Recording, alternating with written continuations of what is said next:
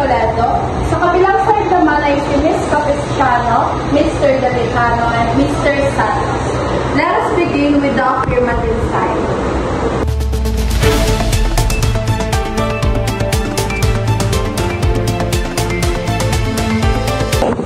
Good morning.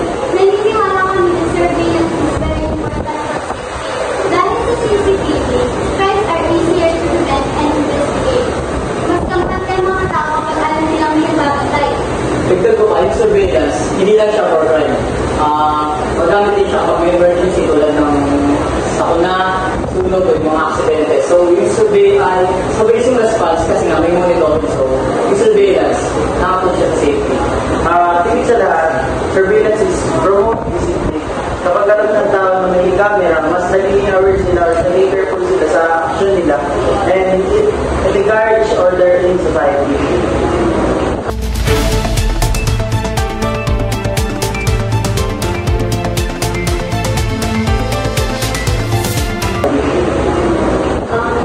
Kami naman sa negative side, naniniwala na ang surveillance has more risk than benefits.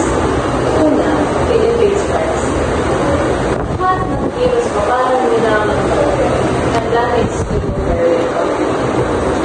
Second, hindi guarantee na safe ka kahit yung CCTV.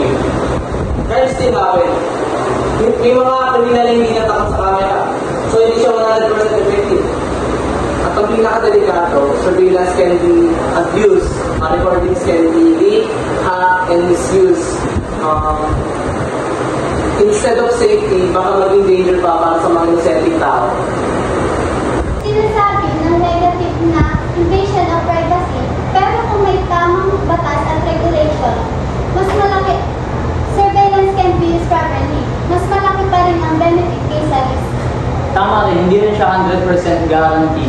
Pero malaking tulong to sa pagsusod ng crimes, sa pag-prevent pa ng mas malaking problema. So, kahit pa paano, surveillance gives protection. And tungkol naman sa abuse, and lahat naman ng bagay siguro may risk, and ang mahalaga lang ay yung responsible use. And kung gagamitin mo to ng tama or ayos, surveillance help maintain peace and order. Pero hindi natin pwedeng sabihin na okay lang. It's never that simple. Kahit may mga rules, even if those rules exist, madami pa din cases na na-abuse yung mga yun. Once may leak, hindi na mababalik ang privacy ng mga tao. At tungkol naman sa crime prevention, mas importante pa rin ang edukasyon ng disiplina. Kahit gaano maraming camera, kung walang bali sa mga tao, babalik at babalik pa rin ang problema. In short, surveillance creates an illusion of safety. Pero ang tunay na kaligtasan ng tao nagagaling sa pagiging responsable, operasyon, at sa trust, never sa camera. And lastly, surveillance is necessary for safety.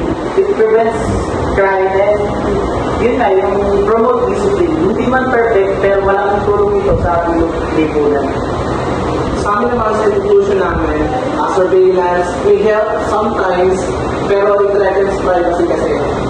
And sabi ko nga kanina, surveillance can be abused and it does not guarantee safety. The real solution is being more responsible citizen and with community cooperation. Thank you to both sides. That concludes our debate on surveillance for safety.